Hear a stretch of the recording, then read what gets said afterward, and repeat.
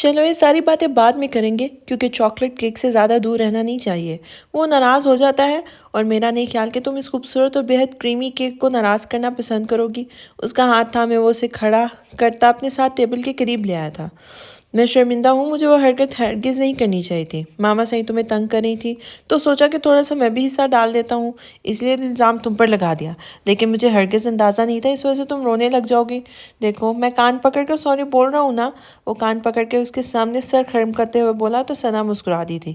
اب اس کی غلطی اتنی بھی بڑی نہیں تھی کہ وہ اس سے زیادہ دیر ناراض رہتی. آپ نے مجھے دھوکہ دیا، آپ نے مجھے دھوکے سے اس شو میں بلایا. اور وہ اسے دیکھتے ہوئے ناراضگی سے بولی تھی. ویسے وہ شو بہت انٹرٹینمنٹ والا تھا اور میں بھی کمال کا سنگر ہوں، لیکن پھر بھی میں سوری کرتا ہوں. اور اسی طرح سے کان پکڑتے ہوئے بولا تو ثنا پھر سے مسکرا دی تھی. اور پھر آپ مجھے اپنے ساتھ بنا گھر میں کسی کو بتائے وہاں ایک ریسٹورانٹ میں لے گئے. اس نے اسے دیکھتے ہوئے کہا. یہ حرکت کافی بری تھی. کم از کم گھر والوں کو پتہ ہونا چاہیے تھا کہ ثنا کے حساب سے تو تم میری بیوی ہو، تمہیں چاہے جہاں مرضی لے جا سکتا ہوں. مجھے کسی کی پرمیشن کی ضرورت نہیں، لیکن پھر بھی اگر تمہیں لگتا ہے کہ اجازت لینی چاہیے تھی، گھر میں کسی کو بتانا چاہے تو آئی ایم سوری.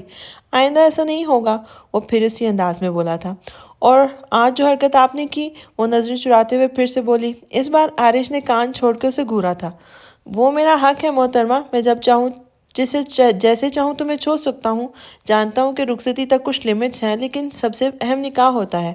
نکاح سے زیادہ کسی چیز کی کوئی اہمیت نہیں ہوتی. اور تم خود میرے پاس آئی تھی تو غلطی تو تمہاری بھی تھی. تم پاس آ کر میں جذبات میں تلاطم نہ مچاتی تو پھر میں ایسی کوئی حرکت سر انجام نہ دیتا. وہ بنا شرمندہ ہوئے بولا تھا. اچھا اب چھوڑیں، کیک کاٹتے ہیں. وہ اسے دیکھتے ہوئے بات ختم کرنے والے انداز میں بولی. یقیناً اس موضوع پر اسے جیتنا کافی مشکل تھا، تو بہتر تھا کہ اس بحث کو یہیں پر ختم کر دیا جائے. اس کے جان چھڑوانے والے انداز پہ وہ مسکراتے ہوئے اس کا ہاتھ تھام کر کیک کاٹنے لگا تھا. واقعی آپ بہت اچھا کیک بناتے ہیں. اگر یہ آپ نے بنایا ہے تو اس کے ہاتھ سے کھاتے ہوئے ثنا نے دل سے تعریف کی تھی. کیا مطلب ہے تمہارا کہ اگر میں نے بنایا ہے تو یہ میں نے ہی بنایا ہے اور بہت اچھا کیک بناتا ہوں، اور میں شادی کے بعد بھی تمہارے لیے کبھی کبھار بنا دیا کروں گا جب تم روٹھا کرو گی تو. وہ ایک اور بائٹ کھلاتے ہوئے بولا تھا. مطلب کہ اس کیک کو کھانے کے لیے مجھے آپ سے ناراض ہونا پڑے گا. اس کے لہجے میں شرارت تھی. ہاں تو وی آئی پی چیزیں کھانے کے لیے وی آئی پی کام کرنے پڑتے ہیں. میں مفت میں نہیں کھلانے والا. تھوڑی بہت ناراضگی کی ایکٹنگ کر لیا کرنا یار، اتنا بھی مشکل نہیں ہے. وہ اسی انداز میں بولا تو ثنا کھلکھلا کے ہنسی تھی، جبکہ وہ اس کی کھلکھلاہٹ کو نظروں میں محفوظ کرتا خود بھی مسکرا دیا تھا. اس نے گاڑی روکتے ہوئے ایک نظر پیچھے دیکھا. دارم گاڑی دور پیچھے ہی کھڑی کر چکا تھا. وہ گاڑی سے اترا سامنے کی طرف چل دیا تھا جہاں اس اسد نامی آدمی نے اسے بلایا ہوا تھا. دارم نے دیکھا ایک آدمی جس کی عمر تقریباً 35 کے قریب تھی، مکمل بلیک ڈریس میں تھا. بلیک پینٹ کے ساتھ بلیک شرٹ اور اس پر بلیک کلر کی جیکٹ پہنے ہوئے وہ اس کا منتظر تھا. اس کے آتے ہی وہ چند قدم آگے بڑھتا اس کے پاس آیا تھا. السلام علیکم، میرا نام میجر اسد خان ہے. میں نے ہی آپ سے رابطہ کیا تھا. آپ مجھے وہ لاکٹ دینا چاہتے ہیں؟ وعلیکم السلام. جی میں آپ کو مردان خان کا لاکٹ دینا چاہتا ہوں جس میں اس نے اپنے تمام تر گناہوں کا اعتراف کیا ہے. کیا آپ نے اس کو حاصل کر لیا؟ ساحر صاحب، مجھے اور میری ٹیم کو آپ پر فخر ہے، بلکہ پورے پاکستان کو آپ پہ فخر ہے. جو کام آپ نے کیا ہے وہ آسانی سے کرنا کسی کے بس کی بات نہیں تھی. آپ نے واقعی بہت بڑی ہمت دکھائی ہے. اور وہ لاکٹ میرے حوالے کر دیجئے. وہ اپنا ہاتھ آگے کرتا اسے ہمت دیتے ہوئے کہنے لگا تو ساحر مسکرا دیا تھا. یہ ساری باتیں ہم بعد میں کریں گے، پہلے آپ مجھے اپنا آئی ڈی دکھائیں. میرا مطلب ہے آپ کی ٹیم کا کارڈ جو آرمی آفیسرز کے پاس ہوتا ہے. مجھے وہ کارڈ دیکھنا ہے. اور آپ کون سی ٹیم کے لیے کام کرتے ہیں؟ آپ کی پوسٹنگ کراچی کے کون سے علاقے میں ہے؟ آپ نے یہاں میرے لیے وقت نکالا تو اس کے لیے بھی آپ کو کافی مشکل پیش آئی ہوگی. مجھے تفصیل سے بتائیں، آپ کو میرا نمبر کہاں سے ملا؟ آپ کو کس نے یہ بات بتائی کہ میرے پاس مردان خان کا لاکٹ ہے جو میں نے کسی آرمی آفیسر کو دینا چاہتا تھا؟ وہ اس کی بھرے ہوئے ہاتھ کو نظر انداز کرتا اسے سوال کرنے لگا تھا. میں میجر اسد ہوں. ریئلی سوری، مجھے نہیں پتا تھا کہ آپ انویسٹیگیشن کریں گے.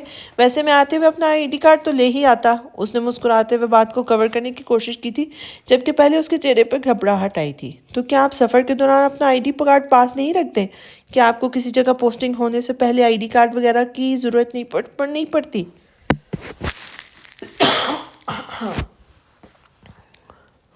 میری انفارمیشن کے مطابق تو یہ ساری چیزیں بہت زیادہ اہم ہوتی ہیں۔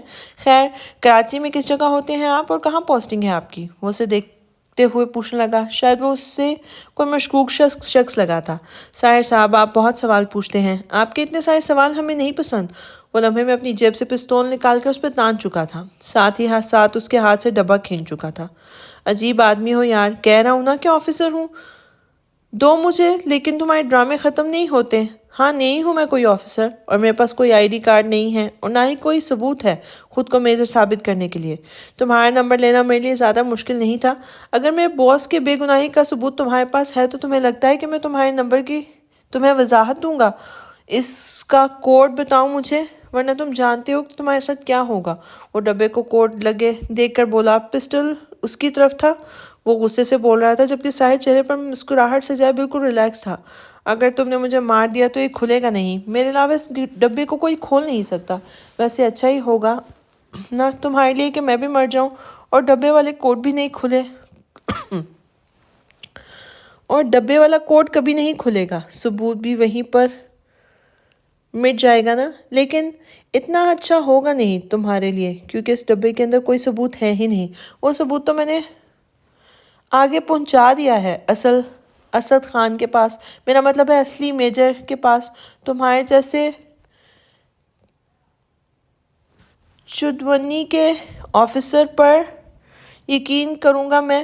تمہیں اتنا بے وقوف لگتا ہوں؟ وہ بالکل ریلیکس اس کے سامنے کھڑا تھا، جبکہ وہ پسٹل اس پر تانے خود پریشان ہو گیا تھا۔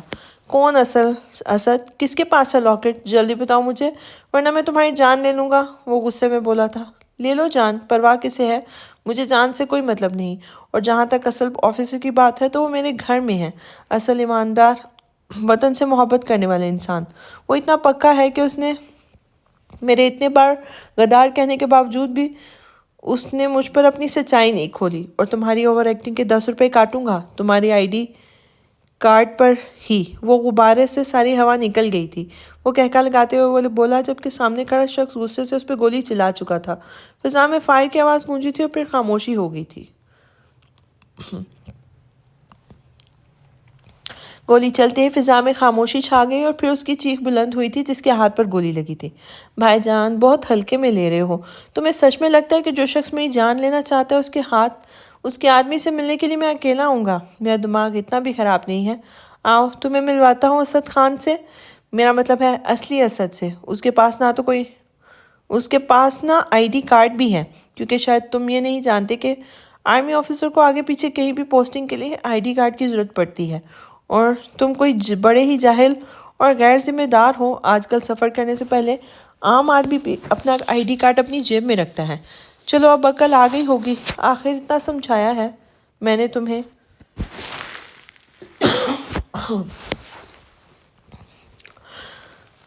دارم اور سنان کو ان کی طرف بڑھتے دیکھ کر وہ اس کو بولتا خود بھی قدم دارم سائی کی جانب بڑھا چکا تھا، جس کے ہاتھ میں بندوق تھی۔ یقیناً گولی اسی نے چلائی تھی، کیونکہ وہ شخص اس پر گولی چلانے والا تھا۔ میں نے تمہیں پہلے ہی کہا تھا یہ خطرہ ہے، لیکن تم میری بات سمجھ لو۔ ایسا ممکن ہے کیا؟ سنان پاس آتے ہوئے سخت لہجے میں بویا ہوا تھا، جبکہ وہ مسکرا کر کندھے اچکا گیا تھا۔ میرے ساتھ نہ زیادہ فری ہونے کی ضرورت نہیں ہے، اور دارم صاحب، اس کا کام تمام کر کے گھر میں میری عدالت میں حاضری دیجیے گا۔ آپ کا علاج تو میں کروں گا۔ وہ ہاتھ ملتے ہوئے اسے دیکھ کر بولا تو دارم سر کو جھکا کر رہ گیا تھا۔ یقیناً اس کی الماری سے ڈبہ نکالتے ہوئے وہ اس کے آئی ڈی کارڈ اور آئیڈینٹی فائل کو دیکھ چکا تھا۔ اسے اپنی بے وقوفی پر شدید غصہ آیا تھا۔ ساحر کسی ایک چیز پر کبھی دھیان نہیں دیتا تھا، وہ ہر چیز کو بہت غور سے دیکھتا تھا اور سمجھتا تھا۔ اس نے یہ بات کیوں نہیں سمجھی کہ جب وہ اس کی الماری سے ڈبہ نکال سکتا ہے تو وہاں موجود ہر چیز دیکھ سکتا ہے۔ یقیناً اس نے صرف نظر نہیں ڈالی بلکہ اس کے پرس کو پورا کا پورا کھنگال ڈالا تھا، تبھی تو وہ اتنا ریلیکس تھا، ورنہ ایسی کنڈیشن میں تھوڑی بہت ٹینشن تو لیتا بنتا تھا۔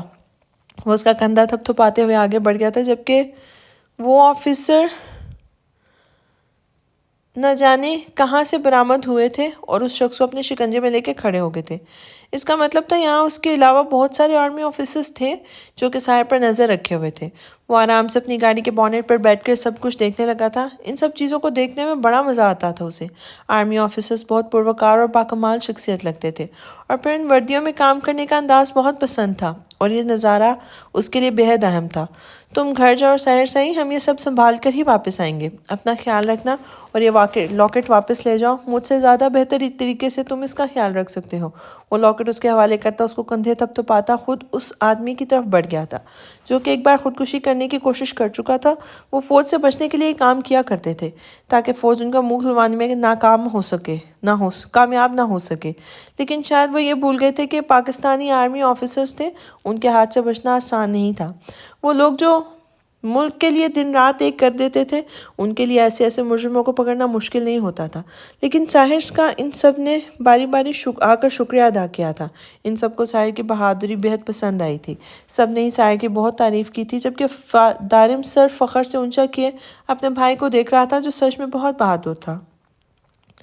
میں تھوڑی دیر اور یہاں رکنا چاہتا ہوں دارم صاحب، میں ان سب کو دیکھنا چاہتا ہوں۔ بہت مزہ آ رہا ہے، کتنے اچھے سے لوگ سب کام کرتے ہیں نا۔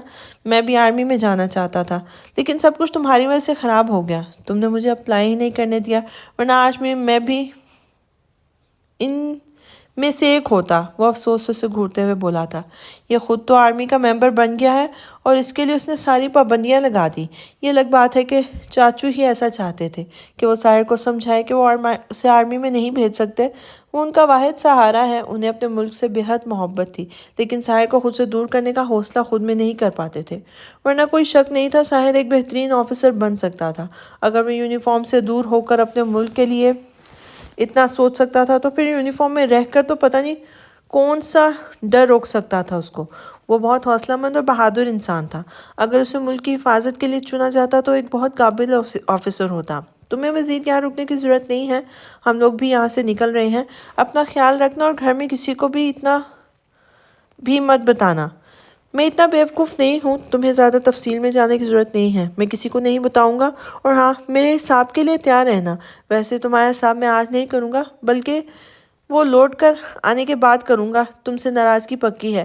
اس چولے انسان کو سب کچھ بتا دیا اور مجھے کچھ بھی نہیں۔ وہ ایک نظر سنان کو دیکھتے ہوئے بڑے افسوس سے بولا تھا۔ شرم کر بے غیرت، 7 ماہ بڑا ہوں تجھ سے، اس نے غصے سے یاد دلایا تھا۔ بیٹا، اگر تم مجھ سے 7 سال بھی بڑا ہوتا تو بھی تیری اوقات یہی تھی۔ اس کو آنکھیں دکھاتے ہوئے بولا تو سنان نفی میں سر ہلا کے اس کے سامنے ہاتھ جوڑتا دارم کے پیچھے چلا گیا تھا۔ اس کا بھی کام تقریباً ختم ہو چکا تھا، اب یہ سب کچھ دارم نے خود ہی سنبھالنا تھا۔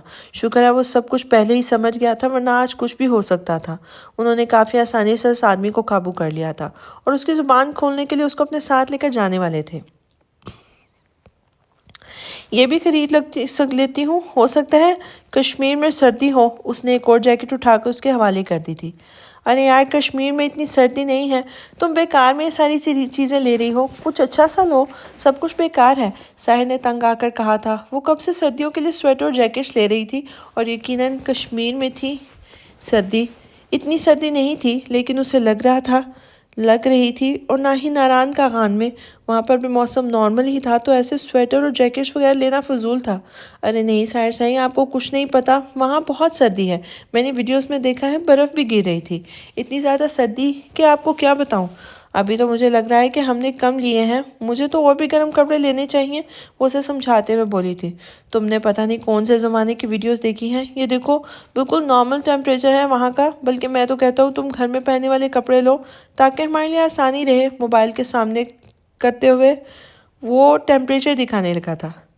یہ کیا ساحر صاحب، یہاں پر تو گرمی دکھا رہے ہیں، لیکن وہ کشمیر ہے، وہاں اتنی گرمی کیسے ہو سکتی ہے؟ وہ اسے دیکھ کر افسوس سے کہنے لگی تو وہ سچ میں یہ سوچ رہی تھی کہ وہاں اس وقت بہت زیادہ سردی ہوگی اور وہ بہت زیادہ انجوائے کرے گی۔ اس نے تو ثنا کو بھی فون کر کے کہہ دیا تھا کہ وہ ہنی مون پر جا رہی ہے، وہ بھی کشمیر، اور ثنا نے بھی اس کو آگے سے یہی تو کہا تھا کہ کشمیر میں کافی ٹھنڈ ہوتی ہے۔ میری جان، کشمیر کسی دوسرے ملک میں نہیں ہے، وہ بھی پاکستان کا ہی حصہ ہے۔ آج کل وہاں پر نارمل موسم ہے، اس وقت نہ زیادہ گرمی اور نہ زیادہ سردی۔ کراچی کے مقابلے میں کہہ سکتے ہو کہ وہاں گرمی کم ہوگی، لیکن میں دعوے سے کہہ سکتا ہوں کہ اتنی سردی ہرگز نہیں ہوگی کہ سب کچھ ہمیں یہ ساتھ لے کر جانا پڑے۔ اسی لیے اب نارمل شاپنگ کرو، اور ایسی شاپنگ کرو جو نہ صرف میرے سامنے پہن سکو جو صرف میرے سامنے پہن سکو اور میں تمہاری دل کھول کر تعریف کروں۔ وہ آنکھیں بند کرتا اس کے کان کے قریب آ کے بولا تھا۔ ایسا کیا لوں جو صرف آپ کے سامنے پہنوں ساحر سائی؟ میں تو اچھے کپڑے لیتی ہوں، وہ سب کچھ آپ کے سامنے پہن سکتی ہوں، اب آپ کے لیے کیا الگ سے کپڑے بناؤں؟ وہ حیران ہوتی اسے دیکھنے لگی تھی۔ ہاں، ہسبینڈ کے سامنے پہننے کے لیے الگ قسم کے کپڑے ہوتے ہیں، سامنے دیکھو، اس طرح کے کپڑے سب کے سامنے پہنے جا سکتے ہیں۔ اس نے سب کے سامنے اشارہ کیا، اس نے سامنے کی جانب اشارہ کیا تو سامنے دیکھتے زاوش آنکھیں فوراً پھیر گئی تھی۔ استغفر اللہ، دماغ خراب ہے آپ کو ایسے تو وہ گوریاں کپڑے پہنتی ہیں، اللہ، یہ پاکستان میں بھی آنے لگ گئے اتنے واہیات لباس، توبہ توبہ، ہمارا ملک کس طرف جا رہا ہے؟ سب قیامت کی نشانیاں ہیں۔ وہ سامنے نائٹیز کی طرف دیکھتے ہوئے کانوں کو ہاتھ لگانے لگی تھی۔ اور قیامت کی نشانی یہی ہے میری معصوم گڑیا، اپنے لباس صرف شوہر کے سامنے پہنا جاتا ہے، شوہر کو خوش کرنے کے لیے۔ اس کے کان کے بہت قریب بہت کم آواز میں بولا تو اس نے افسوس سے ساحر کی جانب دیکھا تھا۔ تو کیا میں وہ کپڑے پہنوں گی تو آپ خوش ہوں گے؟ وہ اسے دیکھتے ہوئے بولی۔ انداز ایسا تھا کہ ساحر کا کہکہا بے ساختہ بلند ہوا تھا۔ ہرگز نہیں میری جان، تم ہر لباس میں بہت خوبصورت لگتی ہو، ہاں، لیکن تم وہ پہنو گی تو مجھے زیادہ پیاری لگو گی۔ نائٹیز کے سیکشن سے آگے لگے ساڑی کے سیکشن کی طرف اشارہ کرتے ہوئے بولا تھا۔ ہائے، مجھے ساڑی پہننی نہیں آتی ساحر سائی، کہ آپ کو پیاری لگنے کے لیے مجھے وہ تمبو باندھنا ضروری ہے؟ یوٹیوب سے دیکھ لینا، اگر یوٹیوب سے دیکھ کر شوہر کو خوش کرنے کے طریقے نکال لیتی ہو تو ساڑی پہننے میں کیا ہے؟ ہائے اللہ، آپ کو کیسے پتہ چلا؟ وہ حیرانگی سے اسے دیکھ کر پوچھنے لگی تھی۔ پتہ چلنے والی کیا بات ہے ڈارلنگ، تمہاری فون پر جو ID لگی ہے وہ میری ہے، میں نے تمہارے موبائل پہ اپنی ہی ID چلائی تھی، لیکن مجھے نہیں پتا تھا تم شوہر کو خوش کرنے کے، اگر پتہ ہوتا تو آپ میری ID الگ سے بناتے۔ وہ اس کی بات کاٹتے ہوئے بولی تھی۔ پھر تو میں غلطی سے بھی تمہاری دوسری ID بنانے کے بارے میں نہیں سوچتا، ساحر نے مسکراتے ہوئے کہا تھا۔ آئندہ میں ہسٹری ڈیلیٹ کر دیا کروں گی۔ اس نے خود ہی اپنی مشکل کا حل نکالا تھا۔ مطلب یہ کہ شوہر کو خوش کرنے کے طریقے ڈھونڈو گی؟ ساحر کو ہنسی آئی تھی۔ نہیں نہیں، میں نہیں ڈھونڈوں گی، اب کبھی بھی آپ بالکل بھی اچھے نہیں ہیں، آپ کو خوش کرنے کا کوئی فائدہ نہیں ہے، وہ منہ بناتے ہوئے بولی تھی۔ اچھا، تو مجھے خوش کرنے کے لیے تمہیں کوئی فائدہ بھی چاہیے؟ تو جان بتاؤ نا، مجھے کون سا فائدہ چاہیے؟ میں فائدہ پہنچانے کے لیے بھی کچھ کر لوں گا، لیکن مجھے یہ بتاؤ کہ تمہارا فائدہ کس نوعیت کا ہونا چاہیے؟ وہ مکمل شرارتی موڈ میں تھا۔ وہ ساحر سائی، آپ بات کو کہاں سے کہاں لے کر چلے گئے؟ مجھے کوئی فائدہ نہیں چاہیے، اور یہاں پر تو ہرگز کوئی فائدہ نہیں چاہیے، تو پلیز آپ مجھے سکون سے شاپنگ کرنے دیں۔ وہ اسے مسلسل باتوں میں لگائے ہوئے تھا۔ اچھا ٹھیک ہے، ابھی تو میں تمہیں نہیں کہتا، تم آرام سے اپنی شاپنگ کر لو، ہم فائدے اور نقصان کی ساری باتیں ہنی مون پر چل کر کریں گے۔ تم مجھے فائدہ پہنچانا، میں تمہیں فائدہ پہنچاؤں گا۔ اور اب بھی وہ اسی موڈ میں بولا، جبکہ اس بار زاوش آگے سے بالکل بھی نہیں بولی تھی، اسے اپنی شاپنگ مکمل کرنی تھی۔ ساحر سائی کہاں ہیں؟ گھر نہیں آیا دارم سائی؟ دارم سائی نے گھر میں قدم رکھتے ہوئے پوچھا۔ کل رات کو گھر واپس نہیں آ سکا تھا۔ اس نے صرف نور کو فون کر کے بتایا تھا کہ وہ رات کو گھر واپس نہیں آئے گا تو وہ ثانیہ کو اپنے کمرے میں سلا لے۔ در نے بھی اس کی بات مان کر ایسا ہی کیا تھا۔ کل کے بعد اس کی واپسی ابھی ہوئی تھی۔ ساحر نے کہا تھا کہ وہ اس سے خفا ہے، اور اس کا ہونا بنتا بھی تھا، اتنی بڑی بات اسے چھپائی تھی اور سنان کو بتا دی تھی۔ یہ بات ہرگز چھوٹی نہیں تھی، اس معاملے میں ناراض ہونا اس کا حق بنتا تھا، لیکن اسے یقین تھا کہ وہ اسے سمجھا لے گا، لیکن وہ اسے لے کر کافی فکر مند بھی تھا۔ رات کو وہ بار بار فون کرنے کی کوشش کر رہا تھا، لیکن ساحر نے خوب نخرے دکھا کر آگے سے اس کا فون نہیں اٹھایا۔ ساحر تو صبح ہی نکل گیا کراچی سے، اسے کچھ شاپنگ کرنی تھی اور پھر وہاں سے سیدھا فلائٹ کے لیے نکل جانا تھا، اور پھر 11 بجے کی فلائٹ تھی ان کی، تو اب تو وہ جہاز میں ہوں گے، اس نے تفصیل سے بتایا تھا۔ اس کا مطلب وہ مجھ سے ناراض ہو گیا؟ کیا وہ ملے بنا ہنی مون پر چلا گیا؟ اب یہ فون نہیں اٹھا رہا، مطلب آسانی سے منایا بھی نہیں جا سکتا۔ وہ پریشان ہوا تھا، جبکہ سنان بڑا خوش ہو رہا تھا ساحر کی ناراضگی پر۔ اس کی غلطی ہے دارم سائی، اس نے تمہیں میری طرح پیار ہی نہیں کیا۔ میں نے تمہارے ایک منٹ پر نظر رکھی، اور اپنی زندگی میں مصروف رہا۔ اگر وہ بھی میری طرح تم پر نظر رکھتا تو وہ بھی جان پاتا کہ تم کیا ہو، اور پھر اسے شکایت بھی نہیں ہوتی کہ تم نے بھی مجھے اپنے بارے میں بتایا اور اس کو نہیں بتایا۔ سنان نے خوش ہوتے ہوئے بتایا تھا۔ سنان سائی، ایک بات یاد رکھنا، تم میرے بارے میں کچھ نہیں سب کچھ جانتے ہو، کیونکہ میں چاہتا تھا کہ تم میرے بارے میں جانو۔ اگر میں ایسا نہ چاہتا تو تمہارے لیے بھی میرے بارے میں کچھ جاننا ہرگز آسان نہیں ہوتا۔ اس سے زیادہ خوش ہونے کی ضرورت نہیں ہے۔ سائد جذباتی ہے، غصے میں آ کر کچھ الٹا سیدھا کر دیتا ہے، اور میرا یہ راز میں کسی جذباتی انسان کے حوالے نہیں کر سکتا، جبکہ اس کے مقابلے میں تم کافی ریلیکس اور چل مائنڈڈ ہو۔ اس لیے تمہیں یہ بتاتے ہوئے مجھے فکر کرنے کی ہرگز ضرورت نہیں تھی، اور یہی وجہ ہے کہ تم اس بات کو جان گئے اور وہ نہیں جان پایا۔ اب جاؤ، تم بھی آرام کرو اور میں بھی ذرا آرام کروں گا۔ کافی تھکا دیا ہے اسد خان کے جنازے نے۔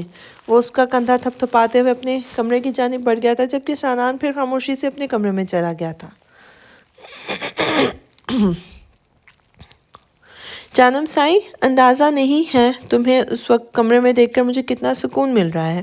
میں اس وقت تمہارے ساتھ وقت گزارنا چاہتا تھا۔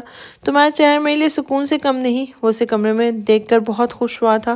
وہ سوچ رہا تھا نہ جانے اسے ڈھونڈنے میں کتنا وقت لگے گا، لیکن وہ اسے کمرے میں یہ دیکھ کر خوش ہو گیا تھا۔ اس کے پاس آتے ہوئے وہ بس اتنا ہی بول کر اس کے لبوں پر جھکا تھا۔ اس کا انداز شدت سے بھرپور تھا۔ میں نے تمہیں بہت زیادہ مس کیا، اس کے چہرے پر جا بجا اپنے لب رکھتے ہوئے وہ مدہوشی کے عالم میں کہہ رہا تھا، جبکہ اسے یوں اپنے پاس آ کر یوں بے خودی دکھانے پر وہ خود بھی حیران ہوئی تھی۔ اس کے قریب آ گئی تھی۔ پچھلے کچھ دنوں سے وہ کافی زیادہ پریشان تھا، اس کے ساتھ بھی کم وقت گزارتا تھا۔ آج کافی دنوں کے بعد در کو اس کا یہ انداز دیکھنے کو ملا تھا۔ کیا سچ میں آپ کو مجھے کمرے میں دیکھ کر اتنی خوشی ہو رہی ہے؟ وہ اس کے گلے میں باہیں ڈالتے ہوئے مسکرا کے بولی تھی۔ اتنی خوشی ہو رہی ہے کہ دل کرتا ہے کہ تم اپنی باہوں میں لے کر بہت سارا پیار کروں۔ وہ مسکراتے ہوئے ایک بار پھر اس کے لبوں پر جھکا تھا۔ انداز آتا تھا کہ وہ یہیں سے مزید اسے خود میں قید کر لینا چاہتا تھا۔ دارم سائی، یہ اچانک کیا ہو گیا آپ کو؟ اسے بہکتے دیکھ کر وہ پریشان ہوئی تھی، کیونکہ یہ وقت ہرگز صحیح نہیں تھا۔ ابھی تو دن کے 11 بج رہے تھے۔ اس کے باہر غیر موجودگی میں اچھے خاصے سوال پیدا کر سکتی تھی، اور پھر سب کی شرارتی نظروں سے کنفیوز کر دیتی تھی، لیکن وہ کہاں کسی کی سنتا تھا۔ وہ تو اپنی مرضی کا مالک تھا۔ اس وقت بھی اسے اپنی مرضی ہی کر رہا تھا۔ آج اپنا کام ختم کر کے وہ کافی زیادہ ریلیکس ہو گیا تھا، اور اب سارا وقت اپنی جانم سائی کے ساتھ گزارنا چاہتا تھا۔ تو پھر اس کی جانم سائی اسے انکار کیسے کر سکتی تھی؟ اب کیسی طبیعت ہے تمہاری؟ کیسا محسوس کر رہی ہو میری جان؟ اس کے پاس آتے ہوئے بولا تھا۔ ابھی تھوڑی دیر پہلے اس کی آنکھ کھلی تھی۔ آگے پیچھے دیکھا، دارم سنگھ کہیں نظر نہیں آئے تھے۔ وہ بے چین ہو کر اٹھنے ہی لگی تھی جب وہ واش روم سے سفید کاٹن کے شلوار سوٹ میں فریش سا باہر نکلا تھا۔ اس کے چہرے پر پیاری سی مسکان آ گئی تھی۔ مجھے لگا آپ پھر کام پر چلے گئے ہیں اور مجھے اٹھنے میں دیر ہو گئی ہے۔ اب بالکل ٹھیک ہو دارم سائی، آپ نے ماما سے بات کرنے کی کوشش کی؟ میرا مطلب ہے آپ نے کہا تھا نا کہ آپ کسی سے نمبر نکلوائیں گے۔ وہ اس کے سینے پر سر رکھتے ہوئے اس کے گرد باہوں کا حصار مضبوط کرتے اسے سوال کرنے لگی تھی۔ ہاں، میں نے بات کی تھی نمبر کے بارے میں۔ وہ کہہ رہا تھا کہ آج شام تک نمبر مل جائے گا، میں تمہاری بات کروا دوں گا ان سے۔ اس کا سر چومتے ہوئے وہ اسے خود میں بھینچ کر بولا تھا۔ وہ جھوٹ ہرگز نہیں بول رہا تھا۔ اس نے کل ہی ڈاکٹر کو فون کیا تھا اور اسے کہا تھا کہ سمرا سے بات کروائے، لیکن ڈاکٹر کا کہنا تھا کہ اس کا ٹرانسفر ہو چکا ہے، لیکن شام تک وہ نمبر نکلوا کر دارم سائی کی اس سے بات کروا دے گا۔ اس نے سوچا تھا کہ وہ خود بھی اسے ایک بار سکون سے اس سے بات کرے گا اور پھر اسے در کی حالت کے بارے میں بتائے گا۔ اگر تو سمرا آسانی سے اس پر اس سے بات کرنے کے لیے راضی ہو گئی تو ٹھیک ہے، ورنہ وہ در کو ساری حقیقت اور اس کی ذہنی حالت کے بارے میں بتا دے گا۔ سمرا اس کے ساتھ جو کچھ کر چکی تھی، اس کے بعد اس کے پاگل پن پہ بھی دارم سائی کو یقین نہیں آ رہا تھا، اور ڈاکٹر بھی تو اس کی حالت اتنی خراب نہیں بتائی تھی کہ وہ اسے بالکل ہی سچ سمجھ لیں۔ اس کے علاوہ سمرا اعتبار کے لائق تو ہرگز نہیں تھی، اور ایسی خود غرض عورت کے لیے وہ در کو تکلیف دینے کے بارے میں سوچ بھی نہیں سکتا تھا۔ ٹھیک ہے، تو پھر شام کو میری ان سے بات کروا دیجیے گا۔ دارم سائی، مجھے پتا ہے آپ کو میری یہ بات بالکل بھی اچھی نہیں لگ رہی ہوگی۔ آخر انہوں نے بھی آپ کے ساتھ بہت برا سلوک کیا ہے نا؟ لیکن میں کیا کروں دارم سائی، میں چاہ کر بھی ان کے بارے میں برا نہیں سوچ سکتی۔ وہ میری ماں ہے۔ اس کے سینے سے لگی بے بسی سے آنسو بہانے لگی تھی۔ دارم سائی اس کی کنڈیشن کو بہت اچھی طریقے سے سمجھ رہا تھا۔ وہ خود ماں بننے جا رہی تھی، شاید یہی وجہ تھی اس وقت اسے اپنی ماں کی ضرورت محسوس ہو رہی تھی۔ یمنا چاچی سائی سے بہت محبت کرتی تھی، وہ ان کی محبت پر بالکل بھی شک نہیں کرتی تھی، لیکن پھر بھی اسے جنم دینے والی ماں تو کوئی اور ہی تھی۔ وہ سب کچھ ٹھیک ہے، لیکن تم یہ بتاؤ کہ کیا تم میرے پاس آ کر صرف اپنی ماں کے بارے میں بھی بات کرتی رہو گی؟ اگر ہاں تو اسے بہتر ہے مجھ سے دور ہو جاؤں. اتنی انرومانٹک باتیں کر کے میرا موڈ خراب نہ کرو. اگر پیاری پیاری باتیں نہیں کر سکتی تو میرے اتنے نزدیک رہ کر میرا دل دھڑکانے کی ضرورت بھی نہیں. پہلے پاس آ کر میرے جذبات جگا دیتی ہو اور پھر بھاگ جاتی ہو. اب میں تمہیں ایسا کرنے کی اجازت ہرگز نہیں دوں گا. اسے خود سے ذرا دور کرتے ہوئے بولا، جس پر در نے ایک نظر اسے گھور کر دیکھا تھا. وہ بڑے مان سے اس کے ساتھ ایک بار پھر اس کے سینے پر سر رکھ گئی تھی. جانم سائیں، میں کہہ رہا ہوں مت چھیڑو مجھے، پچھتاؤ گی. اس کے لبوں کا لمس اپنے سینے پہ محسوس کرتے اس نے دھمکی آویز لہجے میں کہا تھا. کچھ نہیں ہوتا مجھے یقین ہے آپ پر، آپ بہت اچھے انسان ہیں. اس نے ایک بار پھر سے اسے بے پاکی سے اپنے نازک لب اس کے سینے پر رکھتے ہوئے اس کے سوئے ہوئے جذبات کو جگانے پر مجبور کر دیا تھا. دارم سائی نے آہستہ سے اس کا چہرہ پکڑ کر سامنے کیا اور پھر اپنے جارحانہ انداز میں اس کے چہرے کے نقوش کو چومتا اس کے لبوں پر اپنی قید جماتا بے باکی سے اس کے لبوں پر ہلکا سا زخم چھوڑ کر پیچھے ہٹا تھا اور در کا چہرہ دیکھا جو اس وقت سرخی چھلک رہا تھا. ہونٹوں کے کناروں پر خون کا چھوٹا سا قطرہ جسے دارم سائی نے اپنے لبوں سے بڑے بے باک انداز میں چنتے ہوئے اپنے انگوٹھے کو اپنے لبوں سے چھوا تھا. اس کے چہرے پر فاتحانہ مسکراہٹ تھی جبکہ در اسے گھورے جا رہی تھی. کیا ہوا ڈارلنگ، کہیں سوچ تو نہیں بدل گئی تمہاری میرے حوالے سے؟ اس کے تھوڑے دیر پہلے والے آپ بہت اچھے ہیں والی بات کو ٹارگٹ کرتے ہوئے بولا تھا. آپ ایک بہت بے شرم اور انتہائی برے انسان ہیں. میری سوچ کے آپ کے حوالے سے غلط ہے. اپنے سرخ چہرے کو تھپتھپاتے ہوئے وہ غصے سے گھورتی پیچھے ہٹی تھی جبکہ دارم سائی نے اچانک اس کی کلائی پکڑ کر اسے اپنی جانب کھینچ کر ایک بار پھر سے اس کے چہرے کو اپنے ہاتھ میں دبوچ کر اس کے چہرے پر جھکا انداز سے شدت سے بھرپور تھا. اب وہ پورے استحقاق سے بھرپور بوسہ اس کے لبوں پر دیتا اپنی قمیض کے اوپری بٹن بند کرتا کہکا لگاتا کمرے سے باہر نکل گیا تھا جبکہ پیچھے وہ اسے کوستی رہ گئی تھی اور اب آئینے کے سامنے کھڑی اپنے لبوں پہ ہاتھ رکھے وہ شرم سے مر جانے کے قریب تھی. اب ضرور زرنش اسے اپنی بے باک نظروں سے تنگ کرے گی کیونکہ اپنی محبت کا جیتا جاگتا ثبوت تو اس کے لبوں پر چھوڑ گیا تھا جو یقیناً آج سارا دن اس کی شرمندگی کی وجہ بنے گا. وہ بس سوچ کے رہ گئی تھی. وہ سیاہ رنگ کے خوبصورت لباس میں بہت بیزاری سے تیار ہوئی تھی جبکہ اس کا نشئی اس کے سر پہ کھڑا اسے گھورے جا رہا تھا. آپ مجھے گھورنا بند کریں گے تو میں تیار ہوں گی نا؟ اوہ ہیلو بی بی، دیکھنے کا حق رکھتا ہوں. اور جہاں تک تمہیں تیار ہونے کی بات ہے تو جب تک میں گھوروں گا نہیں تب تک تمہیں یہ ڈرامے بازی کرنی ہے. جلدی کرو، ٹائم نہیں ہے، 7:30 ڈنر پر پہنچنا ہے ہمیں. وہ ویسے ہی سینے پہ ہاتھ باندھے اس کے سر پہ کھڑا تھا. سائیں آپ میرے ساتھ ٹھیک نہیں کرتے. پہلے آپ ساری رات جگا کر رکھتے اور پھر دن میں بھی سونے نہیں دیتے. آپ زبردستی ڈنر پر نہیں، مجھے نہیں ڈنر کرنا.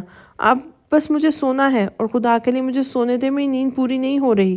وہ منتوں پر اتر آئی تھی. ہاں تو ہنی مون پہ آنے کا شوق بھی تو تمہارا تھا نا، اور پھر ہنی مون پر نیند کون پوری کرتا ہے؟ یہ ادھوری نیند ہے. رات میں محبت کا خمار ہی تو ہنی مون کا اصل مقصد ہے. ویسے بھی میں نے تمہیں کہہ دیا تھا کہ دن میں اپنی نیند پوری کر لینا. صبح سے کیا کر رہی ہو یہاں؟ کون سا تمہیں اپنے شوہر سائیں کی خدمت میں کریلے بنا کر پیش کرنے تھے جو تم صبح سے سوئی نہیں؟ وہ بڑے مزے سے اس کے بالوں میں ہاتھ پھیرتا اسے کی غلطی کا احساس دلا رہا تھا جبکہ اپنی نیند کی قربانی دے کر اسے زبردستی والا ڈنر بالکل بھی اچھا نہیں لگ رہا تھا. کہاں سوتی اس میں سارا دن؟ بیڈ پر تو آپ بلڈوزر پھیل کر سوتے ہیں، میری جگہ ہی نہیں بچی. اس نے اپنی طرف سے ایک چھوٹی سی کوشش کی تھی اسے منانے کی، بس کیسے بھی وہ اس کی معصوم کی سی شکل پر ترس کھا کر آج اسے سونے کی اجازت لے سکے. خدا کو مانوس لومڑی سائیں، یہ اتنا بڑا بیڈ ہے، مانا کہ ہمارے بیڈ روم والے بیڈ جتنا نہیں ہے لیکن اتنا چھوٹا بھی نہیں ہے کہ ہم دونوں یہاں آرام سے نہ سو سکیں. اس نے ایک نظر بیڈ کو دیکھتے ہوئے اس کی شکایت کے بارے میں سوچا جو اس سے بے معنی ہی لگے تھے. ہاں یہ اتنا چھوٹا نہیں ہے لیکن اس پر سونے کے لیے نہ مجھے آپ کے ساتھ چپک کر سونا پڑتا ہے، اور جب میں آپ کے ساتھ چپک کر سوتی ہوں تو آپ کی نیت خراب ہو جاتی ہے. وہ تو خیر سے آپ کی نیت شروع سے ہی مجھ پہ خراب ہے. جس دن کبھی آپ کی نیت سے بچ کر سو جاتی ہوں تو آپ اپنا ہاتھ میرے اوپر رکھ لیتے ہیں، پھر مجھے نیند نہیں آتی. انداز میں معصومیت تھی جبکہ اس کا لاجک سائیں کو بالکل سمجھ نہیں آیا تھا. میرے ہاتھ رکھ لینے سے تمہیں نیند نہیں آتی اور خود جو چھیڑ کے میرے اوپر سوتی ہو اس کا کیا؟ ٹانگیں تمہاری کنٹرول نہیں ہوتی، ہاتھ کنٹرول نہیں ہوتے ہیں. اب وہ بھی حساب سے بے باک کرنے پر آ گیا تھا. ہاں تو اسی لیے آپ میرے ہاتھ پاؤں لاک کر دیتے ہیں. ہاں کیوں نہ کروں، تو صبح میرے منہ کا نقشہ بگڑا ہوتا ہے. وہ بھی دو بدو بولا تھا. آپ مجھ سے پیار ہی نہیں کرتے. اگر آپ کو مجھ سے محبت ہوتی ہے باتیں آپ کے لیے کوئی اہمیت نہیں رکھتی. اس نے نتیجہ اخذ کیا تھا. تو تم ہر وقت پیار میں کیوں لے آتی ہو؟ یہ تم ہر بات میں پیار کو کیوں لے آتی ہو؟ اب تمہارے سامنے اپنا پیار ظاہر کرنے کے لیے کیا کروں؟ میں گردن کاٹ کر تمہارے پیروں میں رکھ دوں؟ اس کی ہر بات کے اینڈ میں اسی نتیجے کی وجہ سے ہی تو اسے غصہ آتا تھا.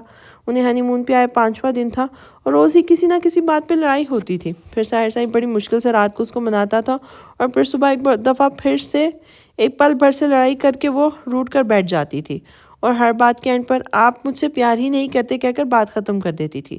میں نے ایسا کچھ نہیں بولا اور نہ ہی مجھے آپ کی کٹی ہوئی گردن کو دیکھنے کا خواہش ہے اور نہ ہی مجھے آپ سے کوئی شکایت ہے. شکایت تو مجھے اللہ سے ہے. کیا مانگا تھا میں نے اپنے اللہ سے؟ صرف ایک پیار کرنے والا شوہر. اور کیا ملا؟ آپ کے جیسا ظالم جابر، ہر وقت منہ میں سگریٹ دبا کے رکھنے والا نشئی جیان کہیں کے. وہ غصے میں بولنے پہ آئی اور بولتی ہی چلی گئی، جبکہ ساحر تو اسے دیکھتا ہی رہ گیا تھا اور ساتھ ہی اپنے ہاتھ میں پکڑے ہوئے سگریٹ کو وہی ایشٹرے میں مسل دیا، کیونکہ اس کو دیکھ کے تو اس نے سگریٹ کا تانا دیا تھا. مجھے تھوڑی دیر پہلے تمہاری معصوم شکل پر اتنا ترس آ رہا تھا کہ میرا دل کرتا کہ تمہاری بات مان لوں، لیکن اب ایسا ممکن نہیں ہے. چلو جلدی کرو، بہت کر لی تیاری. وہ پتہ نہیں کس نے اپنے دل پہ پتھر رکھ کے اس کی بات ماننے کا ارادہ کر ہی رہا تھا، لیکن اس کی جلی کٹی باتوں نے اس کا ارادہ بدلنے پر مجبور کر دیا تھا. کیا ساحر سائی آپ اپنا ارادہ بدلنے والے تھے؟ ہائے میری زبان جل کر خاک ہو جائے. مجھ سے میری زبان تک کنٹرول نہیں ہوتی، لیکن میں اپنی زبان کو کنٹرول کروں گی. آپ اپنی بات پہ قائم رہیں. اس نے معصومیت سے آنکھیں سر پٹپٹاتے ہوئے کہا تو تھا، لیکن اب ساحر کو اس کو چھوڑ دینے کے بالکل موڈ پہ نہیں تھا. معصوم لومڑی، میں نے کہا میرا ارادہ تھا، لیکن تمہاری بات سننے کے بعد میں نے اپنا ارادہ بدل لیا ہے، اس لیے جلدی ختم کرو اپنی تیاری. اب ہمیں چلنا ہے. اب ڈنر کے بعد میرا ارادہ لانگ ڈرائیو پر جانے کا ہے. ایک رومانٹک لانگ ڈرائیو سے ہم. ساحر سائی رحم کریں مجھ پر، میرا نیند سے برا حال ہے اور آپ ڈنر کے بعد لانگ ڈرائیو کی باتیں کر رہے ہیں. پلیز سائی آج اپنی معصوم جان کو بخش دیں. میں آج آپ کے ساتھ چلنے والی کنڈیشن میں بالکل نہیں ہوں، اور نہ ہی ساری رات سوئی ہوں آپ کی وجہ سے، اور نہ ہی سارا دن سوئی ہوں، وہ بھی آپ ہی کی وجہ سے. آپ نے تو اتنا بڑا ہاتھ میرے اوپر رکھا ہوا تھا. اس کے گھٹنے پر وہ معصومیت سے بولی تھی. منہ سیدھا کرو اپنا. یہ آواز میں زیادہ معصومیت لانے کی ضرورت نہیں ہے. میری نیت خراب ہوئی ہے، نہ ہو کہ ڈنر اور لانگ ڈرائیو کینسل کر کے میں تمہاری نیندیں اڑا دوں. اس نے دھمکی آمیز لہجے میں کہا تھا. آپ اتنے ظالم انسان ہو سکتے ہیں، میں نے کبھی نہیں سوچا تھا. ساحر سائی، آپ مجھ معصوم پر اتنا ظلم کیسے ڈھا سکتے ہیں؟ وہ اپنی بڑی بڑی آنکھوں میں کاجل ڈالتی اسے مزید بے خود کرنے لگی تھی. اس دنیا میں 2 چیزیں ہیں جو ساحر سائی کو بری طرح سے اپنا دیوانہ کر دیتی ہیں. وہ زیر لب بڑبڑایا تھا. ایک آپ کا یہ گندا بدبودار سگریٹ، اور دوسری بھی آپ کی گندا بدبودار سگریٹ. وہ ناک سکیڑ کر بولی تھی. وہ تو اس کی معصومیت کے بعد اس کی آنکھوں کا دیوانہ ہو جاتا تھا. اس کی بات سن کے اسے گھور کر رہ گیا تھا. ہاں بالکل، سگریٹ سے زیادہ نشہ تو اس دنیا میں کسی چیز میں ہے ہی نہیں. اس کے ہونٹوں پر اپنی انگوٹھا پھیرتے ہوئے اس نے اس کے ہونٹوں کو چیک کیا تھا. نہیں لگائی میں نے لپسٹک. ساحر سائی اپنے ہونٹوں پر اس کا جارحانہ لمس محسوس کرتے ہوئے پیچھے ہٹ کر کہنے لگی تھی. یہ غلطی کرنے کی ضرورت بھی نہیں ہے، یہ پہلے ہی بہت نشیلی ہے. ایک بے باک سی جسارت کے بعد اس کا ہاتھ اپنے ہاتھ میں تھماتے ہوئے وہ اسے لے کر باہر جانے لگا تھا. ساوش نے پوری طرح سے اس کے بازو کو اپنی قید کر لیا تھا. اس کے کندھے پر اپنا سر رکھتی باہر کی طرف آتے ہوئے بولی تھی. جین سائی، ہم جلدی سے واپس آ جائیں گے نا؟ اور آتے ہی میں سو جاؤں گی نا؟ اس نے بڑے لاڈ سے پوچھا تھا اور ساحر کی آنکھوں میں شرارت ابھری تھی. وہ تو میرا موڈ ڈیسائیڈ کرے گا. اس نے محبت سے اس کی گرد بازو پھیلاتے ہوئے اس کے چہرے پر لبوں کا لمس چھوڑا تھا. اور موڈ کیا ڈیسائیڈ کرے گا؟ ہم جلدی واپس آئیں گے یا پھر واپس آنے کے بعد میں سوؤں گی؟ اس نے پھر سے سوال کیا تھا. دونوں باتیں میرے موڈ پر ڈیپینڈ کرتی ہیں. وہ بڑے سکون سے اس کا سکون غرق کر چکا تھا. مطلب صاف ہے، نہ تو ہم واپس آئیں گے اور نہ ہی ساری رات آپ مجھے سونے دیں گے. اس نے افسوس سے کہا تھا. بڑی سمجھدار ہو گئی ہو، کتنے اچھے سے سمجھنے لگی ہو میرے موڈ کو. معصوم لومڑی، تم فیوچر میں اچھی وائف ثابت ہوگی. اس کا ہاتھ تھامتے ہوئے بڑے آرام سے بول گیا تھا اور وہ منہ بنائے اس کے ساتھ ساتھ باہر آئی تھی. یہ بات تو یہاں آنے سے پہلے آتے ہی ڈیسائیڈ ہو گئی تھی. سارا دن پر صرف زاوش کا حق ہے، وہ جیسے چاہے اپنا دن گزار سکتی ہیں، لیکن ہر رات ساحر شاہ کی امانت ہے. رات کے اندھیرے میں ساحر اپنے ساتھ ڈنر پر لے کر جائیں یا لانگ ڈرائیو پر یا ساری رات اپنے باہوں میں گزارنے پر مجبور کرے، لیکن رات میں صرف اس کا حکم چلتا اور سارا دن پر زاوش کی حکومت تھی۔ وہ جو چاہتی وہ کروا سکتی تھی۔ کبھی اسے اپنے ساتھ شاپنگ پر تو کبھی کسی جگہ گھمانے لے جاتی۔ وہ خاموشی سے اس کا ہر جائز ناجائز بات مان لیتا تھا، کیونکہ بدلہ تو اس نے رات میں لینا ہوتا تھا۔ آج سارا دن اس نے ہوٹل کے روم میں ہی گزارا تھا۔ پتہ نہیں سارا دن میک اپ کی کون سی ویڈیوز دیکھتی رہی اور اس کے ساتھ انٹرنیٹ پر کوئی ڈرامہ دیکھنے لگی جس کی قسطیں اس سے مس ہو رہی تھی۔ ساحر نے کہا بھی سو جاؤ، پھر رات کو تمہارے نخرے نہیں اٹھاؤں گا میں، لیکن اس نے کہہ دیا مجھے نیند نہیں آ رہی، اور سارا دن جاگنے کے بعد اب وہ نیند سے بے حال ہو رہی تھی۔ لیکن وہ اس کی نیند کی پرواہ کیے بغیر اسے اپنے ساتھ باہر لے کر جا رہا تھا، کیونکہ رات پر اس کی حکومت تھی اور وہ اپنا دن برباد کر چکی تھی، لیکن ساحر رات بالکل برباد ہونے نہیں دے سکتا تھا۔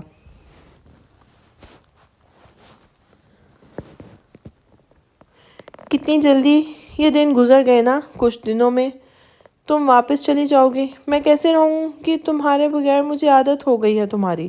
وہ پھوپھو سائی کے ساتھ کچن میں رات کا کھانا بنانے میں مدد کر رہی تھی جب پھوپھو سائی نے محبت سے اس کو کہا تھا، تم اس میں پریشانی والی کون سی بات ہے، آپ ثنا بھابی سائی کو ہمیشہ کے لیے یہاں پر لے آئیں، ویسے بھی تو رخصتی کچھ ماہ کے بعد ہونے ہی والی ہے، تھوڑی جلدی کر لیں۔ عارف نے کچن میں داخل ہوتے ہوئے کہا تھا اور ساتھ ہی باسکٹ میں پڑا سیب دانتوں سے کترنے لگا تھا۔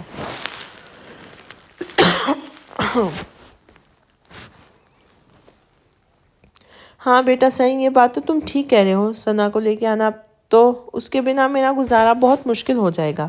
ابھی تمہارے بابا سائی کو ہی دیکھ لو، ثنا کے ہاتھ کے علاوہ اور کسی کی چائے نہیں پیتے۔ کل میں نے کہا میں چائے بنا دیتی ہوں تو کہنے لگے تمہارے ہاتھ میں ثنا والا ذائقہ نہیں۔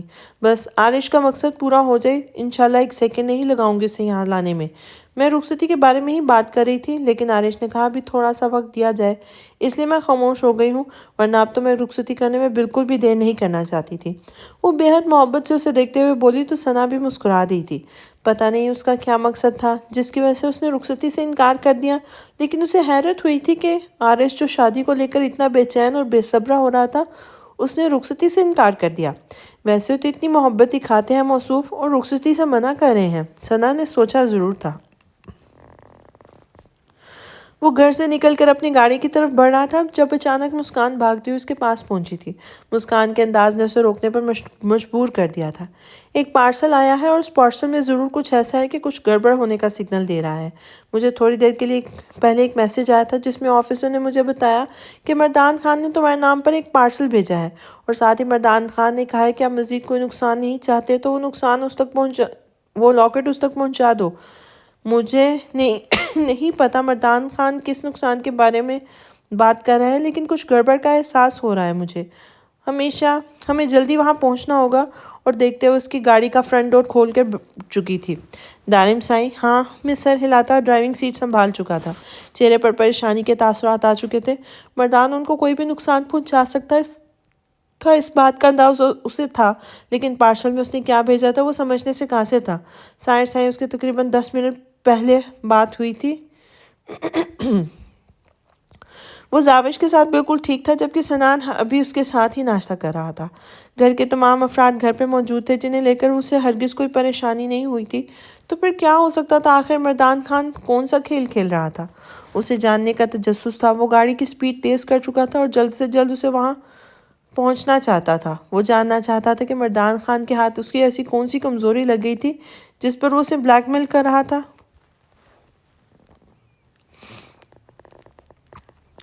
یہ تمہارے ہونٹ پر کیا ہوا ہے نور؟ اس نے جیسے ہی کچن میں قدم رکھا، زرنش کی پہلی نظر اس کے ہونٹوں پر ہی گئی تھی۔ مچھر نے کاٹا ہے، اس نے فوراً جواب دیا اور چہرہ پھیر گئی تھی۔ ہیں؟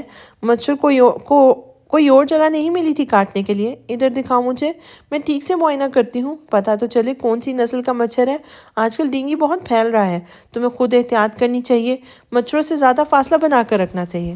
جہاں ہمارے گھر ہماری طرح بھرپور پھیلا گھر ہو اور گھر میں بے شمار افراد ہو تو پھر ان کے سامنے ایسے مچھروں سے زیادہ احتیاط کی ضرورت ہوتی ہے۔ اور وہ بھرپور شرارت سے کہتی اسے اپنے سامنے شرمندہ کر چکی تھی۔ زرنش شدی آپ غلط سمجھ رہی ہیں، ایسا کچھ نہیں ہے۔ اس کے ذو معنی بات کا مفہوم سمجھ کر وہ فوراً بولی تھی، ایسے کیسے نور؟ میں نے ایسا کچھ بھی نہیں بولا جس کا کوئی غلط مطلب ہو۔ ڈینگی بہت خطرناک بیماری ہے نور، تمہیں اپنا خیال رکھنا چاہیے۔ وہ چہرے پر معصومیت سے جائے اسے کہنے لگی تھی، اور آپ کو اپنے شوہر کا خیال رکھنا چاہیے۔ کل رات وہ چھت پہ گئے تھے، مسکان اس کے پیچھے پیچھے وہاں پہنچ گئی تھی۔ آپ کیا سوئی ہوئی ہیں جو کسی چیز کا ہوش ہی نہیں؟ ذرا دھیان دیں، یہ نہ ہو کہ وہ مسکان کی بچی سنان سائی پر کوئی کالا جادو کر دے۔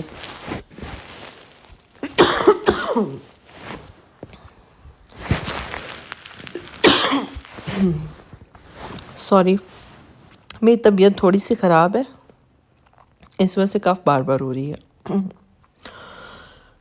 وہ اس کا دھیان اپنے ہونٹ سے ہٹا کر سنان سائی کی طرف دلا رہی تھی۔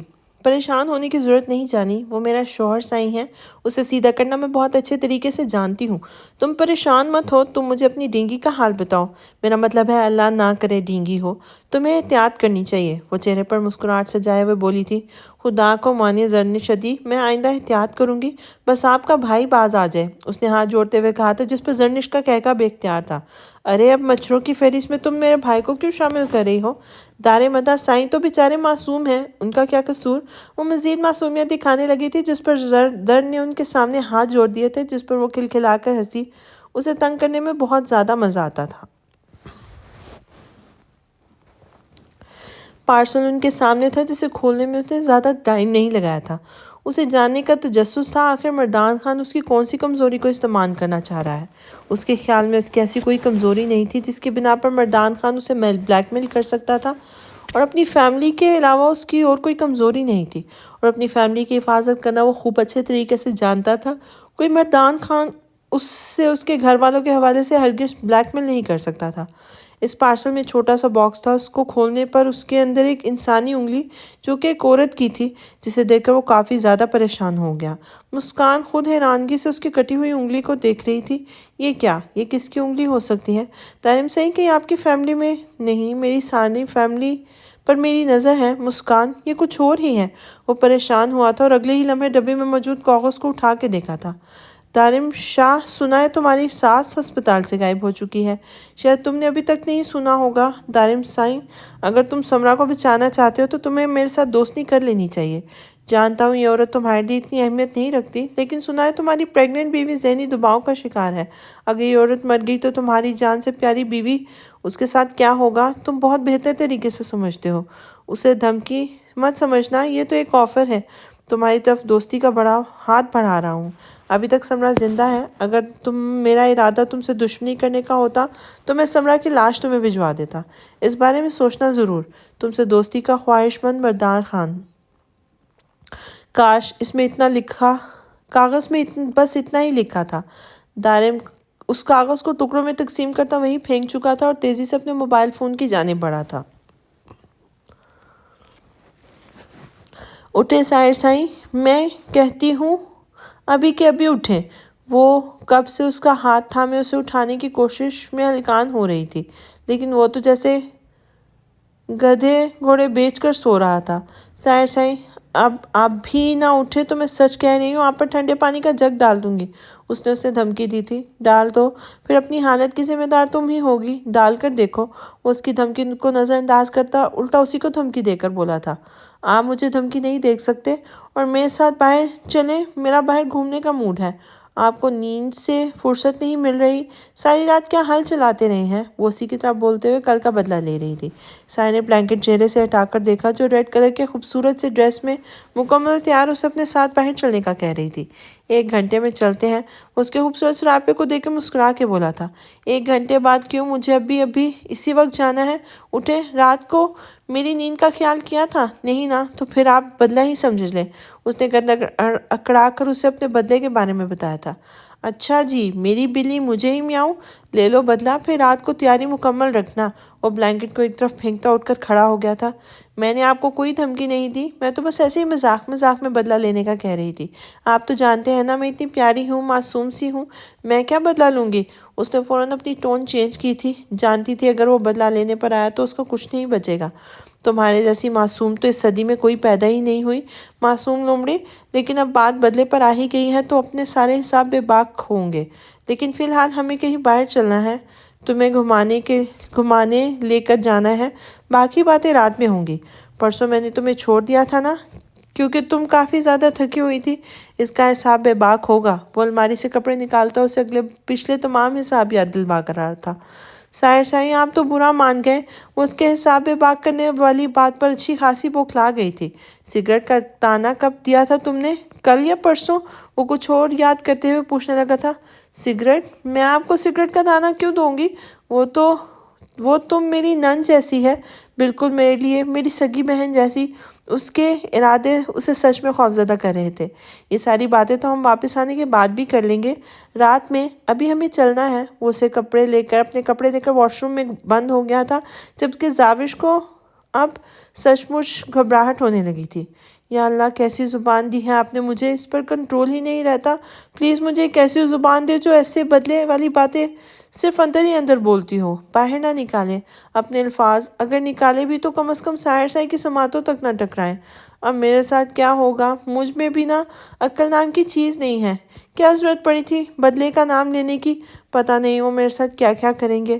یا اللہ، ساحر شاہی نہ صحیح لیکن آپ تو میری معصومیت کو جانتے ہیں نا، پلیز مجھے بچا لیجیے گا آج۔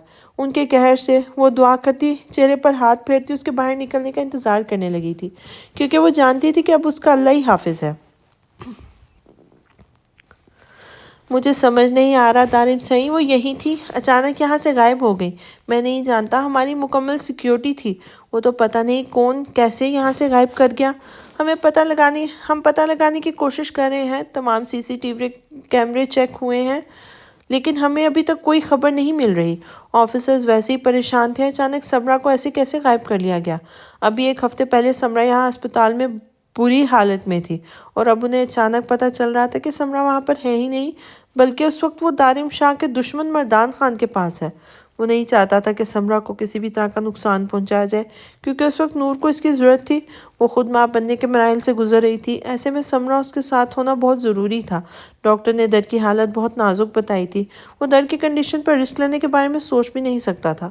ڈاکٹر نے تو یہ بھی کہہ دیا تھا کہ اگر ممکن ہو تو سمرا کو در کے پاس لے آئے تاکہ وہ کچھ بہتر محسوس کر سکے۔ وہ سمرا کے حوالے سے برے خواب دیکھ رہی تھی، اور جب سے اس سے ان خوابوں کا سلسلہ شروع ہوا تھا تب سے وہ ذہنی ٹینشن کا شکار تھی۔ ایک پریگننٹ لیڈیز کے لیے ذہنی ٹینشن بہت نقصان دہ ثابت ہو سکتی تھی، اور وہ بھی پہلی پریگننسی جو کہ پہلے ہی بہت خطرناک ہوتی ہے۔ اس میں کسی بھی قسم کا ذہنی دباؤ پیشنٹ پر برا اثر ڈال سکتا ہے، اور در اور اپنے بچے کو لے کر بہت زیادہ فکر مند تھا۔ ایک تو در پہلے ہی بہت کمزور تھی، اوپر سے ڈاکٹر نے ذہنی دباؤ کا شکار بتایا تھا۔ اس نے یہی سوچا تھا کہ وہ سمرا کو یہاں بلا لے گا، لیکن مردان خان بازی لے گیا۔ وہ جانتا تھا مردان اس کے ایک ایک قدم پر نظر رکھے ہوئے ہے، لیکن سمرا اس کے لیے ہرگز اتنی اہم نہ تھی کہ وہ ہر روز اس کے بارے میں جاننے کی کوشش کرتا۔ دارم جب در کو لینے کے لیے لندن گیا تھا، اس سے پہلے خدیجہ سے ملاقات کی تھی، جس نے اسے مائک کے بارے میں بتایا تھا۔ مائک نے در کی عزت پر ہاتھ ڈالنا تھا، یہ جان کر اس کا خون کھول اٹھا تھا، اور پھر جب اس نے مائک کے بارے میں ساری انفارمیشن حاصل کی تو اسے پتہ چلا مائک خود ایک گنہگار تھا۔ اس نے بہت ہوشیاری سے مائک کو وہاں سے غائب کر دیا تھا اور پاکستان لے آیا تھا، جہاں اس نے مائک کے ساتھ وہی سلوک کیا تھا جیسے ایک قاتل اسمگلر کے ساتھ رکھا جاتا ہے۔ اس نے مائک سے بہت زیادہ انفارمیشن حاصل کی تھی۔ وہ مائک کو پاکستان جس بھی مقصد کے لیے لایا ہو، لیکن اس کے پیچھے اصل وجہ در کی عزت پہ ہاتھ ڈالنا تھا۔ اس نے اس کی ایک ایک ہڈی توڑنے کے بعد اس کی ساری انگلیاں کاٹ دی تھی، یہاں تک کہ اس کا کندھا اس کے دھڑ سے الگ کر دیا تھا، لیکن پھر بھی اس کا غصہ ٹھنڈا نہ ہوا تو اس سے اسی حالت میں بھوکا پیاسا اس اندھیرے کمرے میں بند کر دیا، جہاں وہ اپنی زندگی کی بازی ہار گیا۔ اس کی لاش کو اس نے سمرا تک پہنچا دیا تھا۔ اس کی لاش کی اتنی بری حالت دیکھ کر سمرا اپنا ذہنی توازن کھو بیٹھی تھی۔ اس کے بعد سے اب تک وہ وہاں ایک پاگل خانے میں تھی۔ شروع میں وہ اس کی معلومات رکھتا تھا، لیکن بعد میں اسے ضرورت ہی محسوس نہیں ہوئی۔ وہ سمرا سے کتنا کلام کرنا کر چکا تھا، لیکن اب در کو سمرا کی ضرورت تھی، اور جب دارم نے اس سے رابطہ کرنے کی کوشش کی تو اس سے پہلے مردان خان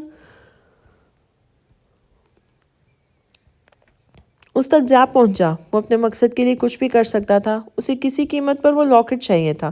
وہ تو خدا کا شکر ادا کیا کہ وہ یہ نہیں جانتا تھا کہ وہ لاکٹ ساحر اپنے ساتھ لے گیا ہے، ورنہ اسے نقصان پہنچانے کی کوشش ضرور کرتا۔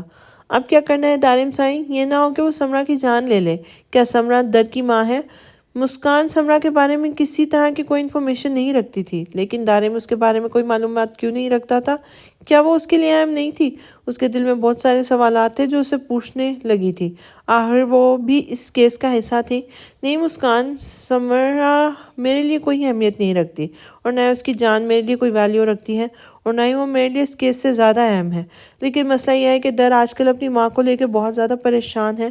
کچھ دن پہلے در نے سمرا کے حوالے سے کوئی برا خواب دیکھا تھا جسے لے کے وہ بہت زیادہ ڈر گئی تھی، اور ڈاکٹر نے بھی اس کے بعد اسے ذہنی دباؤ کا شکار بتایا ہے، اور اب یہ آدمی مجھے دھمکیاں دے رہا ہے۔ اگر میں اس کی بات نہ مانی تو وہ سمرا کو کوئی نقصان پہنچائے گا جس کا اثر در پہ ہوگا۔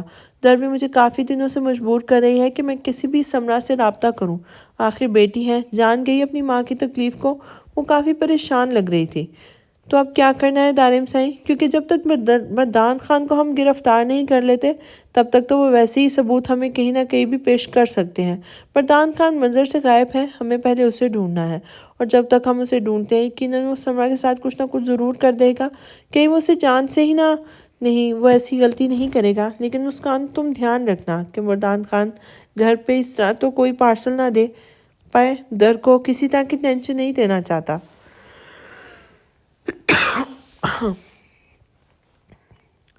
سمرا کے حوالے سے مجھے کوئی کہانی پیش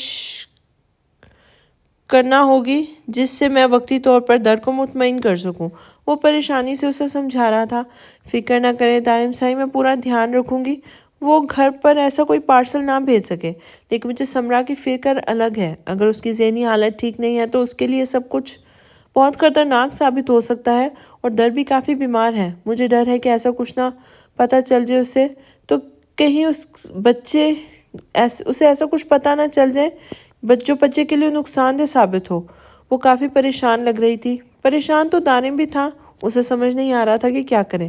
سمرا کے ساتھ اسے کوئی ہمدردی نہیں تھی، لیکن پھر بھی وہ اتنا خود غرض تو ہرگز نہیں تھا کہ اس معاملے میں وہ کسی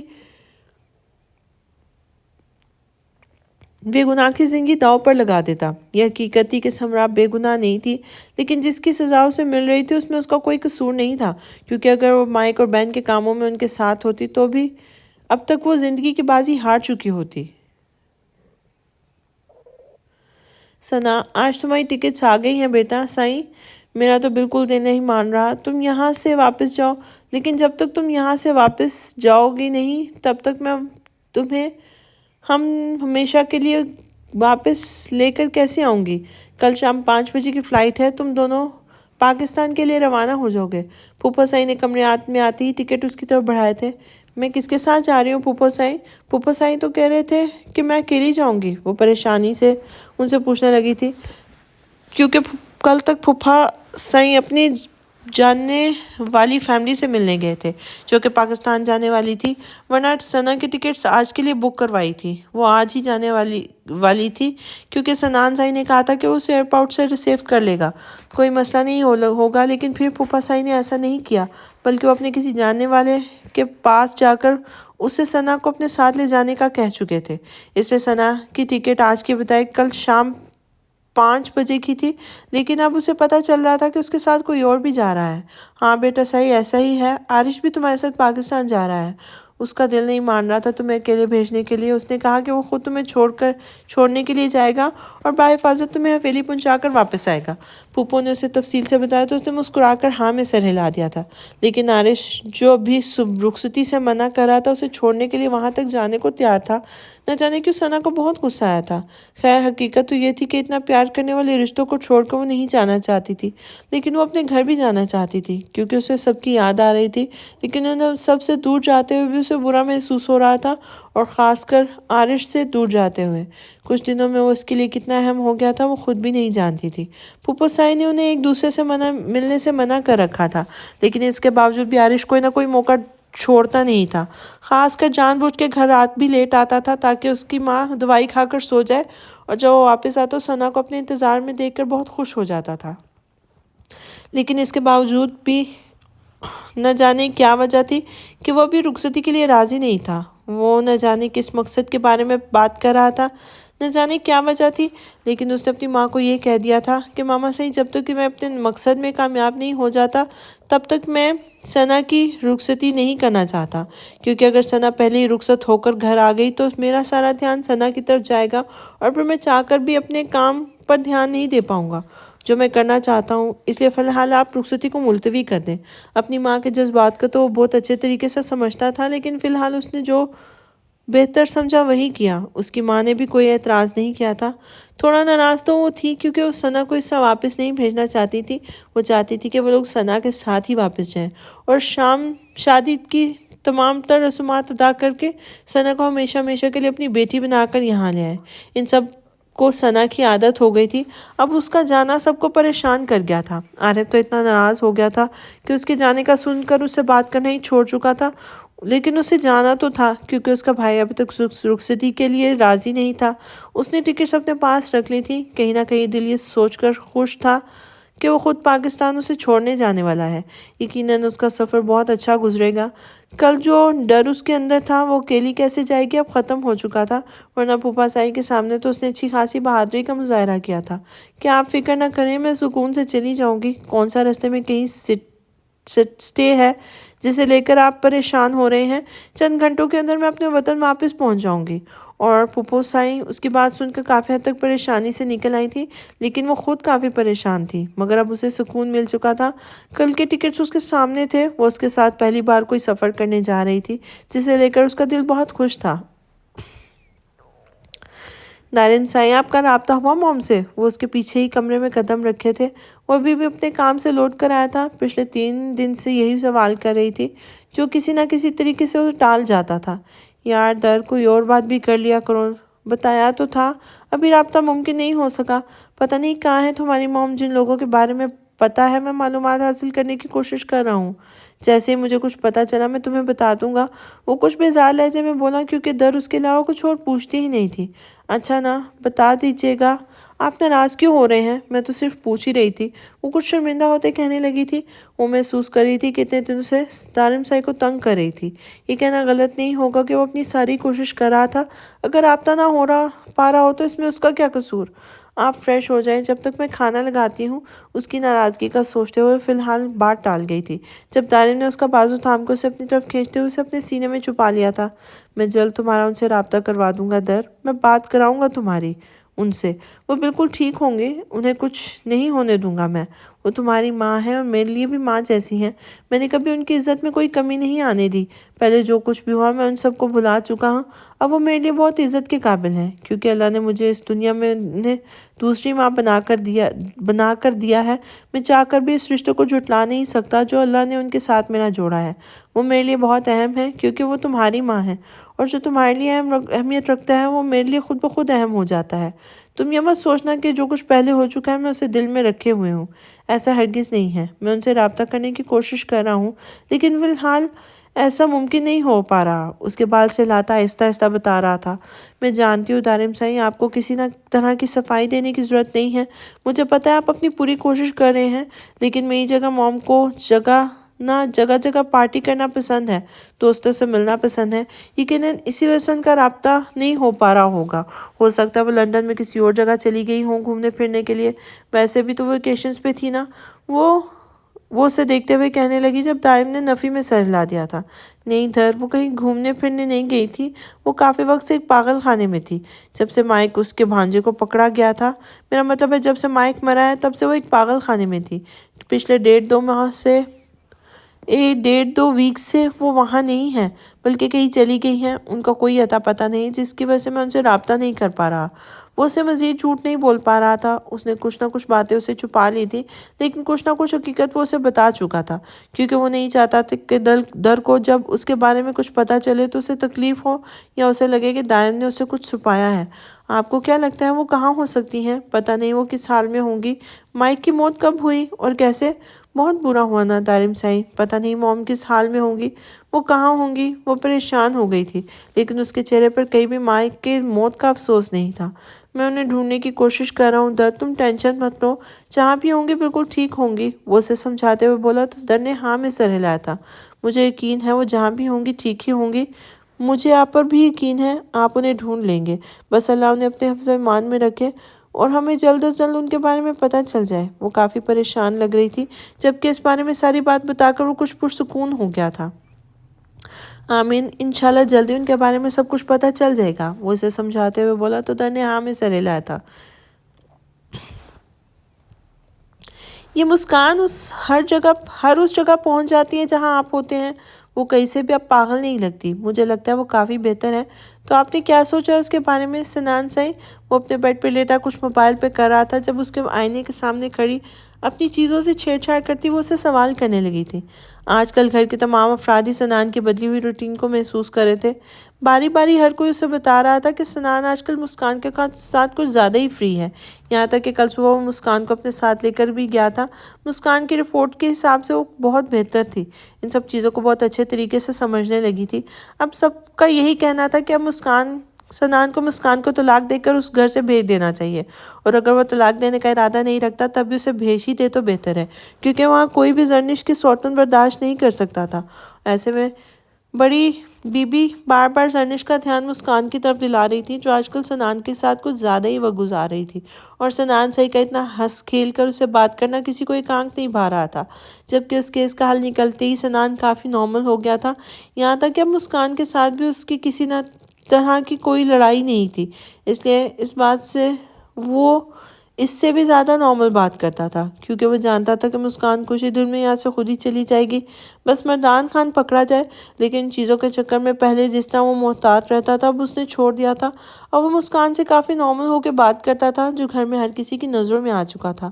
ہر کوئی زرنش کو اس حوالے سے کچھ نہ کچھ کہہ رہا تھا۔ کون مسکان؟ اچھا، میں نے کبھی نوٹ نہیں کیا کہ وہ میرے پیچھے آتی رہتی ہے۔ خیر، اتنے دن رہتے ہیں، اب کتنے دن رہتے ہیں، چلی جائے گی یہاں سے۔ تم پریشان مت ہو، وہ ہر بار کی طرح ٹالتے ہوئے بولا تو زرنش آئینے کے سامنے سے ہٹ کر اس کے پاس آ کر بیٹھ گئی تھی۔ آپ نے نوٹ نہیں کیا، اس کا مطلب یہ نہیں کہ گھر میں کوئی اور نوٹ نہیں کر رہا۔ میں بھی دیکھ رہی ہوں کہ آج کل وہ خود ہی بھی آپ کے ساتھ کافی اٹیچ ہے، باتیں ہوتی ہیں، ہنسی مذاق ہوتا ہے، دونوں ایک دوسرے کے ساتھ بہت قریب رہتے ہیں۔ آخر ارادے کیا ہیں آپ کے سنان سائی؟ اگر اس کا پاگل پن ختم ہو گیا تو کیا اس کے ساتھ اپنی زندگی آگے گزارنا چاہتے ہیں؟ وہ ابھی تک وہ اس گھر میں ہے، کیا تک بنتی ہے؟ جیسے آپ پہلے دن اس گھر میں اسے برداشت نہیں کر رہے تھے، اب اس کے ہونے سے آپ کو کوئی فرق ہی نہیں پڑتا، بلکہ آپ تو کافی اچھا محسوس کرتے ہیں اس کی موجودگی میں۔ وہ اپنا غصہ اس پر نکال رہی تھی، سنان اسے بس دیکھ کر رہ گیا تھا۔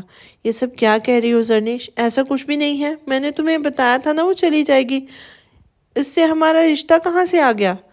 اس سب میں ہمارا رشتہ کہاں سے آ گیا؟ رشتہ تو آپ کا ہے مسکان کے ساتھ، اگر آپ اس رشتے کو نبھانا چاہتے ہیں تو میں آپ کو پہلے ہی بتا چکی ہوں کہ مجھے کوئی اعتراض نہیں، لیکن مجھے دھوکہ مت دیجیے۔ اگر آپ کے ساتھ اس کا رشتہ نبھانا چاہتے ہیں تو بڑے شوق سے نبھائیں، میں سب کچھ برداشت کر لوں گی سنان سے، لیکن آپ نے مجھے دھوکہ دیا یا مجھے اندھیرے میں رکھ کر اس مسکان کے ساتھ کسی طرح کا تعلق بنایا تو یاد رکھیے کہ میں آپ کے ساتھ ایک سیکنڈ بھی نہیں رہوں گی۔ وہ آج غصے سے بھری ہوئی تھی۔